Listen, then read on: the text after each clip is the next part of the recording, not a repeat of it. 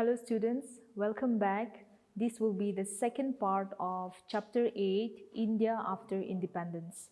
Now in this chapter, I'm going to continue with the remaining topics that I have left in the previous class. So before I go to the remaining part, I just want to explain to you once more about what is this chapter all about. So on 15th of August 1947, India got independence from the British rule, right? So after independence, India had to go through a lot of social changes, political changes, as well as economic changes.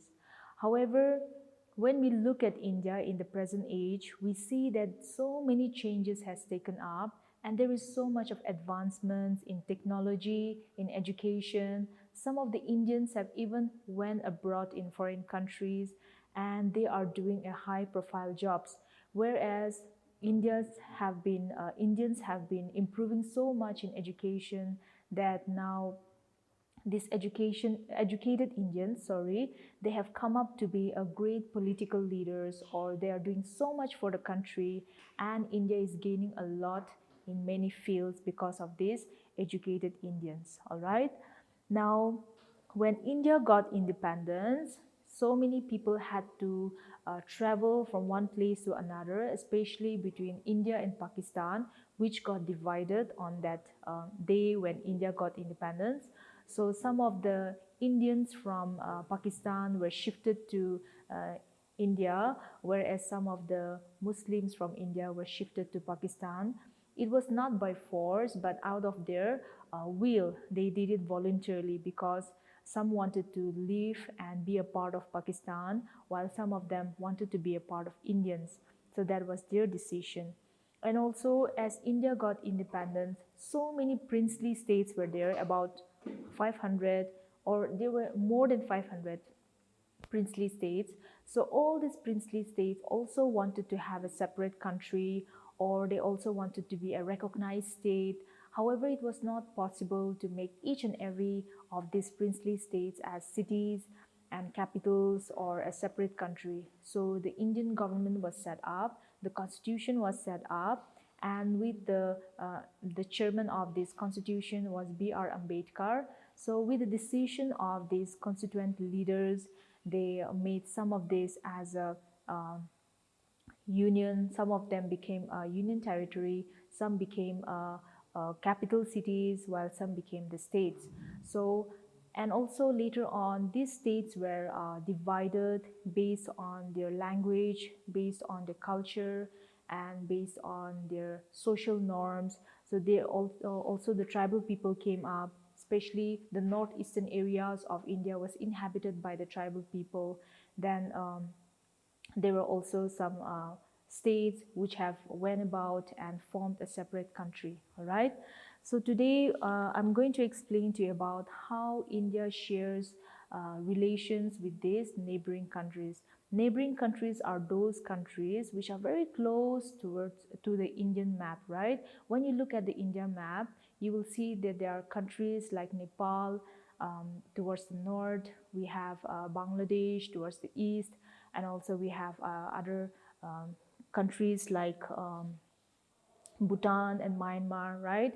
So these countries are the neighboring countries because they are the closest countries to India, all right? Now, so India and China, let me begin with the relationship between India and China.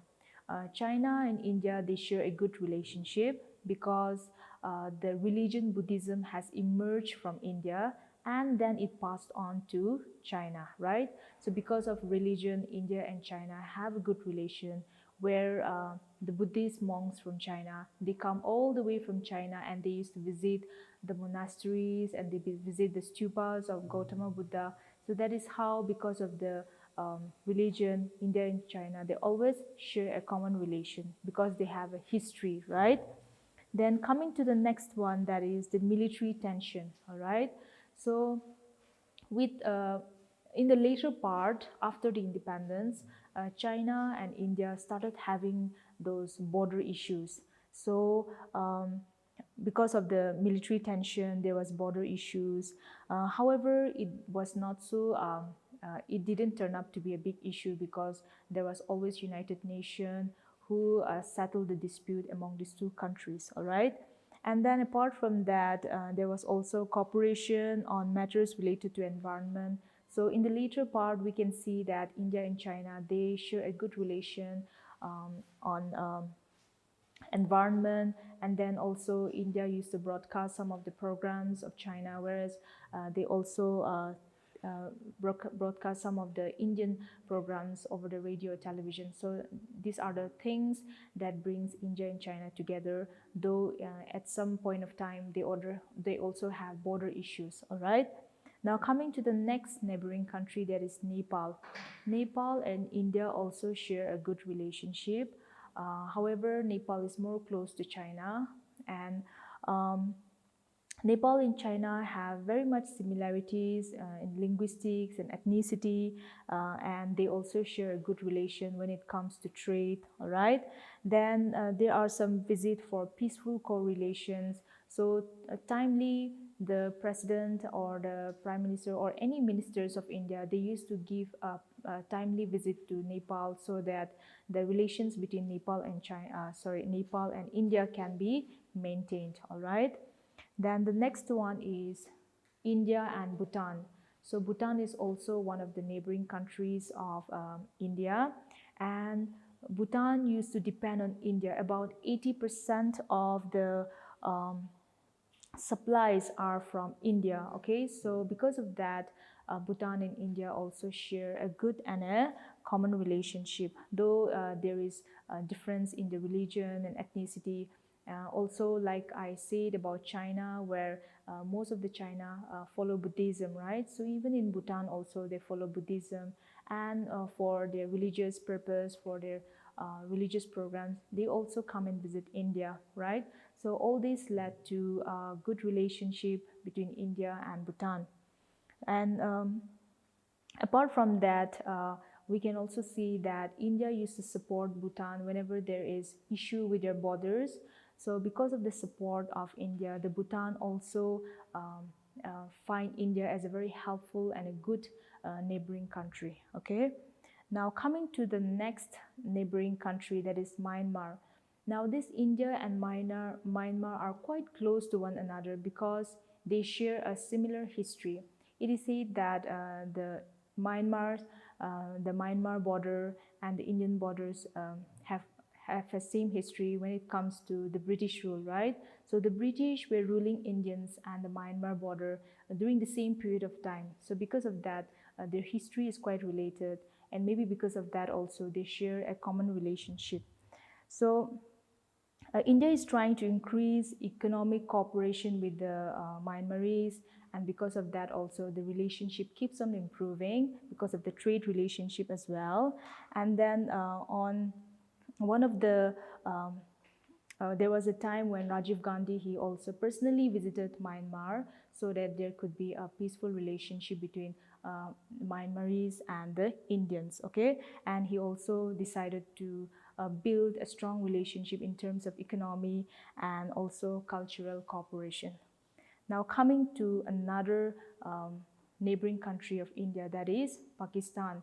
I have already told you a lot of times about this country where there was a partition, right? And because of the partition, so many refugees were there, and there was so many shifting and migrations took place. However, when we look at the present times, those border issues and tensions are minimal as compared to those times, right? So right after independence, what happened was India completely stopped the water supply to Pakistan, and it was a great threat for the country. So they had to go and approach the World Bank for support, and the World Bank came forward and tried to settle this issue. So now it is settled. However, time to time, some of the Pakistani, they come and bring some issues, like they try to capture some territories during the Secession War. during a Kargil war took place, where they came to the line of control LOC, and then they tried to capture some of the Indian territories which was completely under the Indian country. However, when the matters were settled, those territories which were annexed by the Pakistanis were given back to India, and that is how the matters were settled. However, even during 1999, in 2016, there was attack in Pathankot where the Indians were attacked. So because of these small issues, there is always enmity among these two countries. However, it doesn't become a big issue because they always try to settle it in a peaceful way. All right. So coming to the next country, that is Bangladesh. Now Bangladesh and India share a very good and the closest relationship of all because of their ethnicity, because of their culture, and also because of their religion, right? And comparing to other neighboring countries, Bangladesh share a very close relation, even in geography, history, culture. So it is said that of all the countries, Bangladesh share the closest relationship with the Indian country, right? Then because of this close relation, even Indians have also set up a bus service which starts from Kolkata and it stops in Dhaka. Dhaka is the capital of Bangladesh. So a bus service has been provided where the people from Bangladesh can straight away travel all the way to India, and the same way Indians can also travel to Dhaka without taking any other different routes, all right? So the next and the last neighboring country is Sri Lanka. So India also shares a very good relationship with Sri Lanka because there is excellent supply of equipments and defense forces, and because of all these trade in economy, because of this trade as well. So the two countries share a good relation. Okay. All right, coming to the next one, that is India's relation with the foreign countries. One is the USSR. So India shares a good relation with USSR, but in 1991, the USSR was dissolved and it formed separate countries. And India also share a very good relation with US because all the military supplies come from there. And coming to the last subtopic, that is looking to the future, all right? So looking to the future, when we look at the future, it is said that India is a country where there is unity in diversity.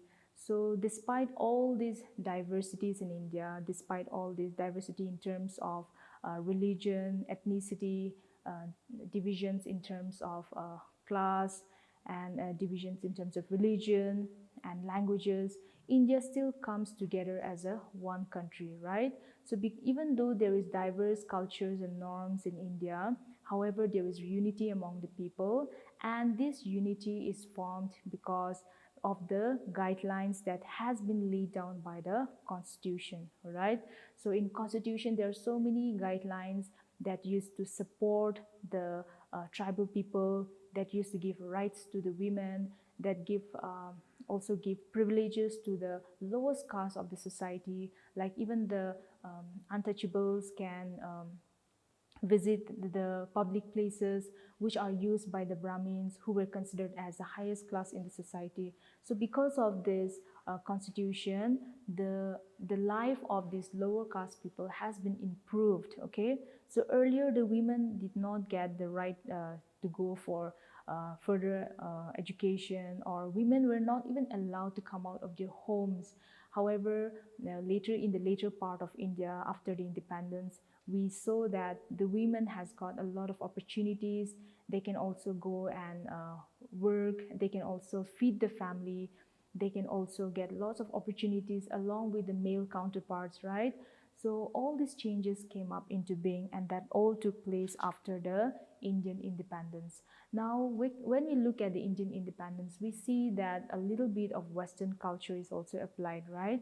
So earlier, they had no knowledge about the foreign countries. However, when the Portuguese came to India, when the Dutch, the French, and when the Britishers came to India, a little bit of Western culture was left behind in India. So when India started also, Indians also started applying this Western culture, and because of that only, also the official languages of India also, English was also added in the official language along with Hindi, and then the other languages were secondary. All right, so these are all the changes that took place after the independence, and even in the future also we are hoping that India would be a better country, and we would also excel so much that we can compete with the other countries. Though we are excelling a lot in many fields, whether it's education or science or medicine, yet it is also believed that Indians will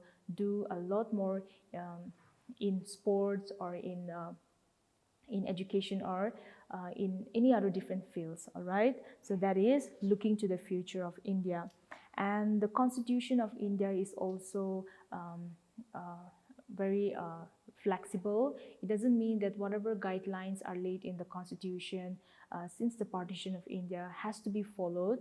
In fact, so many new articles, so many new guidelines have been added in Constitution, which are giving more opportunities to the weaker sections of the society. And also this is helping the country to explore more in the future. So that's all about this lesson.